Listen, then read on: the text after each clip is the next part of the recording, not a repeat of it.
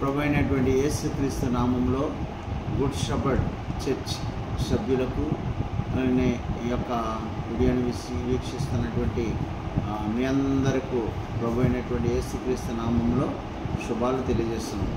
ప్రభునందు ప్రియులారా, దేవుని యొక్క వాక్యము ఈ రీతిగా తెలియజేస్తుంది. దేవుడు యోహాను సువార్త మరి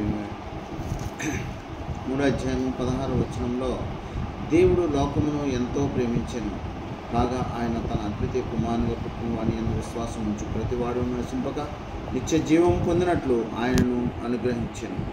నిజంగా చూసినట్లయితే దేవుడు మనలను ప్రేమించే దేవుడు.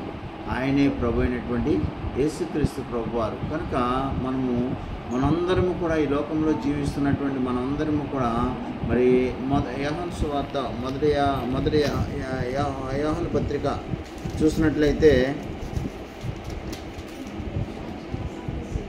యోహాను రాసినటువంటి మొదటి పత్రిక 5వ అధ్యాయము 18 దేవుని మూలముగా పుట్టినవాడు ఎవడను పాపం చేయడని ఎరుగుదుము.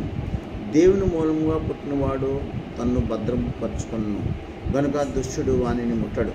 మనము దేవుని సంబంధమనియు లోకమంతయు దుష్టుని అందున్నదనియు ఎరుగుదుము.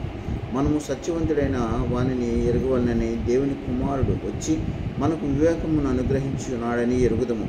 మనము దేవుని కుమారుడైన యేసుక్రీస్తు నందున్న వారమై సత్యవంతుని అందున్నాము. ఆయనే నిజమైన దేవుడు, నిత్య జీవమునై ఉన్నాడు. కనుక నిత్య జీవమైనటువంటి ప్రభు అయినటువంటి యేసుక్రీస్తు ప్రభు వారి యొక్క మూలముగా మరి మనము పుట్టి ఉన్నాము కనుక మనము పాపం చేయనటువంటి వారముగా ఉండేవారం ఉండాలి. మనం దేవుని మూలంగా పుట్టిన వారం కనుక మనము భద్రపరుచుకునేటువంటి అనుభవంలోనికి వెళ్ళాలి. మరి భద్రపరుచుకుంటే దుష్టుడు మనలను ముట్టడు. మనము దేవుని సంబంధము కనుక లోకమంతయు కూడా దుష్టుని యందు ఉన్నది కనుక దుష్టుని వైపు మనము చూసేవారం ఉండకూడదు, అనగా లోకం వైపు మనం చూసేవారంగా ఉండకూడదు. కనుక లోకము మరి దుష్టుని యందు ఉన్నది. దుష్టుల ఆలోచన చెప్పున నడువక, పాపుల మార్గమున నిలువక, అపహాసకులు కూర్చుండు చోటను కూర్చుండక, యెహోవా ధర్మశాస్త్రం నందు ఆనందించుచు దివారాత్రులను దాన్ని ధ్యానించేవాడు ధన్యుడు. దేవుని యొక్క వాక్యాన్ని మనం ధ్యానించేవారం ఉండాలి. దేవుడు మనలను ఆశీర్వదిస్తాడు. ప్రభు అయినటువంటి యేసుక్రీస్తు ప్రభువారు లోకరక్షకుడు ఈ లోకానికి వచ్చి ఉన్నాడు. ఎందుకంటే మన పాపములన్నీ కూడా ఆయన భుజం మీద వేసుకొని ఆయన శిలువ యాగమై రక్తం చిందించి మన కొరకు ఆయన బలి అయి ఉన్నాడు. ఆయన మరణం చెంది మరి సమాధి చేయబడి మరి పునరుద్ధానుడై తిరిగి లేచినటువంటి ప్రభు అయినటువంటి యేసుక్రీస్తు ప్రభువారు సజీవుడై మన మధ్యలో ఆదరణకర్తగా పరిశుద్ధాత్మ దేవుడిగా మన మధ్యలో ఉన్నాడు కనుక ఆయనను నిత్యము మనము ఆరాధించే వారం ఉండాలి.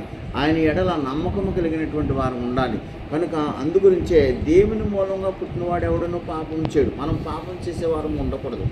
దేవుని యందు విశ్వాసం ఇచ్చినటువంటి వారం ఉంటే మనల్ని దుష్టుడు ముట్టడు. ఎటువంటి వ్యాధి బాధలు రాకోకుండా దేవుని యొక్క కాపుదల నిత్యము ఉంటుందని మరి ప్రభుపేట తెలియజేస్తూ దేవుడు అన్ని విషయంలో మిమ్మలను మీ కుటుంబాలను ఆశీర్వదించే దేవుడు ఉంటాడు. ఆయన యందు నమ్మకించుదాం, ఆయన మీద ఆధారపడదాం.